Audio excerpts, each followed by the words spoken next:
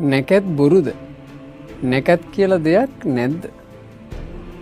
මේ ප්‍රශ්නේම ඔයාලට සමහරට ඇති. ඒක මෙහෙම තේරුම් ගන්න.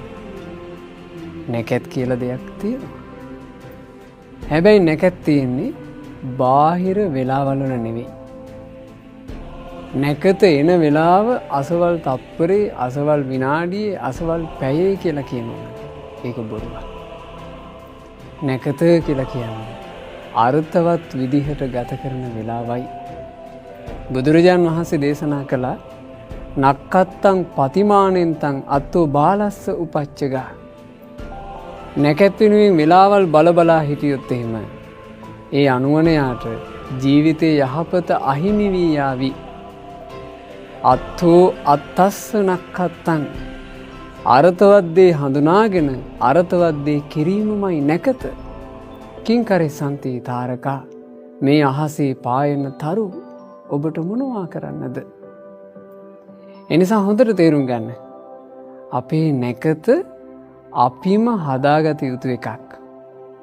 යම්කිසි කෙනෙක් තමන්ගේ කයින් යහපතේ හැසිරෙනවා නම්, පින් කරනවා නම්, කුසල් වඩනවා නම්, සුචරිතයේ යෙදෙනවා නම් ආන්ගේ නැකත් වෙලාව.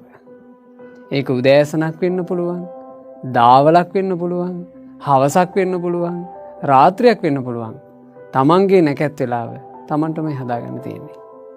වචනේ යහපත කරන වෙලාව තමයි නැකත් වෙලාව. හිතින් යහපත් දේවල් හිතන වෙලාව තමයි නැකත් වෙලාව. එනිසා අර්ථවත් දේ හඳුනාගෙන අර්ථවත් විදිහටම ජීවිතය ගත කරන්න. හොඳට පින් කරන්න. හොඳට කුසල් වඩන්න. හොඳට යහපතේ හැසිරෙන්න. හොඳට ධර්මයේ හැසිරෙන්න.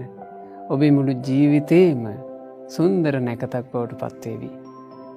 එනිසා ඇත්තම නැකත හඳුනගන්න. ඔබේ නැකත උදා කරගත යුත්තේ ඔබ විසින්මයි. තෙරුවන් සරණයි.